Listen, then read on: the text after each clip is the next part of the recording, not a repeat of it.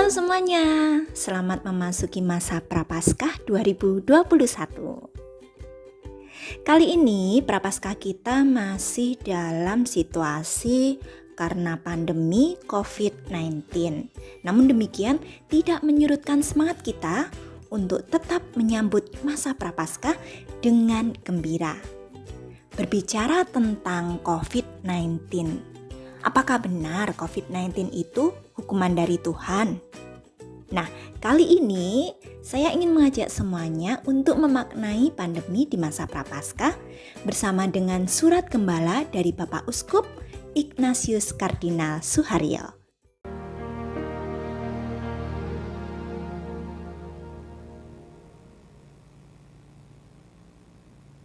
Para ibu dan bapak, suster, bruder, kaum muda, remaja, dan anak-anak yang terkasih di dalam Tuhan.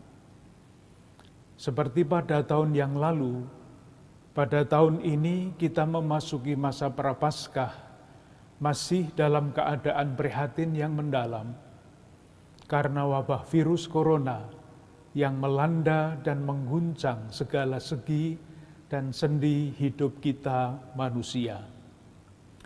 Kita kenang dalam kasih saudari-saudara kita yang telah mendahului kita menghadap Tuhan. Semoga Allah dalam kerahimannya yang tanpa batas menerima mereka dalam kebahagiaan abadi. Kita doakan saudari-saudara kita yang sedang sakit, semoga Tuhan berkenan menganugerahkan kesembuhan sebagaimana diharapkan. Kita juga berdoa bagi para dokter, perawat, semua petugas kesehatan, dan semua saja termasuk para relawan yang dalam peran berbeda-beda menjalankan tanggung jawab mereka dengan rela mengambil risiko yang tidak kecil bagi mereka sendiri dan keluarga mereka. Kita berdoa bagi para pemimpin masyarakat dan bangsa kita yang terus mencari jalan untuk meringankan beban-beban hidup dan mencari jalan keluar dari keadaan yang sangat kompleks ini. Saudari-saudaraku yang terkasih, seperti apapun beratnya kenyataan yang harus kita hadapi, kita tetap yakin bahwa Allah adalah kasih.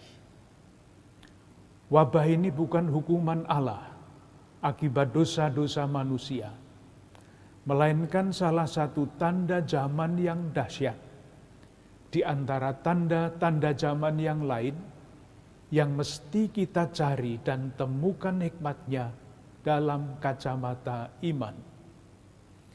Inilah pesan Paus Fransiskus ketika wabah ini mulai menyebar pada bulan Maret tahun 2020.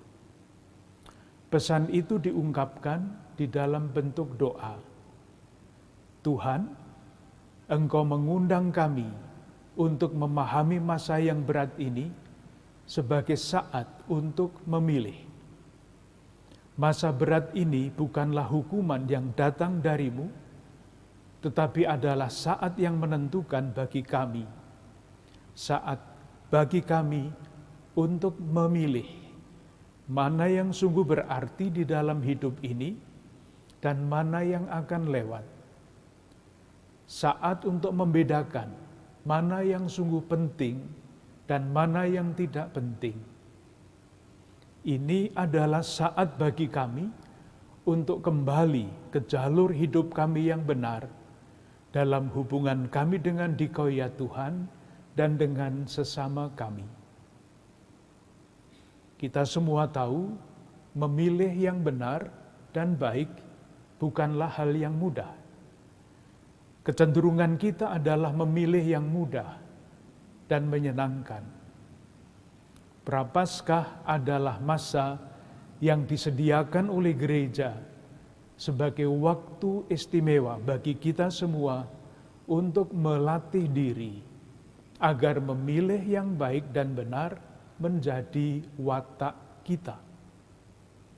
Watak seperti itulah yang ditegaskan oleh Rasul Paulus dalam suratnya yang tadi kita dengarkan.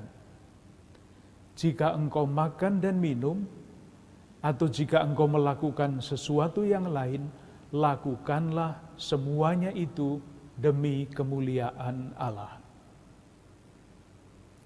Memilih yang benar dan baik itu pula yang dilakukan oleh orang kusta yang diceritakan di dalam Injil hari ini. Sebagai orang kusta di dalam masyarakat waktu itu, artinya tersingkir, ia memilih untuk tidak menyerah pada keadaan. Ia melawan segala rintangan dan mengatasinya, sehingga ia dapat datang kepada Yesus, berlutut, dan mengungkapkan kerinduan dan harapan hatinya dengan berkata, "Kalau engkau mau, engkau dapat melahirkan aku." Terungkap di dalam kata-kata itu harapan untuk tidak menyerah kepada keadaan. Ia ingin terlibat kembali di dalam kehidupan masyarakat dengan menjadi tahir. Berkat tekadnya yang ditanggapi oleh Yesus, ia tidak hanya menjadi tahir, artinya bisa terlibat lagi di dalam kehidupan bersama, tetapi juga menjadi sembuh. Ia menjadi pribadi yang utuh kembali, sembuh lahir batin. Dan sebagai pribadi yang sudah disembuhkan, ia tidak bisa lain kecuali memberitakan pengalaman pribadinya akan kebaikan Tuhan itu kemana-mana. Saudari-saudaraku yang terkasih, seperti halnya orang kusta, tidak mau menyerah di dalam ketidakberdayaan dan memilih untuk menemukan kembali hidup dengan mendekatkan diri kepada Yesus, kita pun sebagai umat Keuskupan Agung Jakarta ingin memilih. Di tengah-tengah kenyataan hidup yang berat ini, kita tetap akan terus memilih yang baik dan yang benar. Memilih yang berarti dan bermakna seperti doa Paus Fransiskus.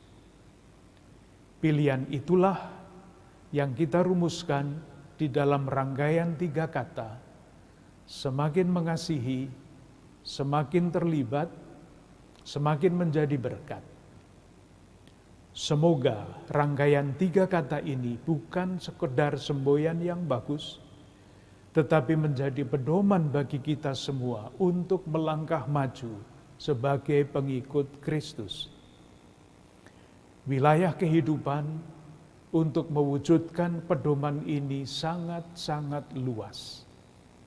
Salah satu yang sudah seharusnya kita lakukan bersama adalah mengikuti instruksi pemerintah mengenai protokol kesehatan dan vaksinasi yang sudah diolah oleh tim gugus kendali Keuskupan Agung Jakarta.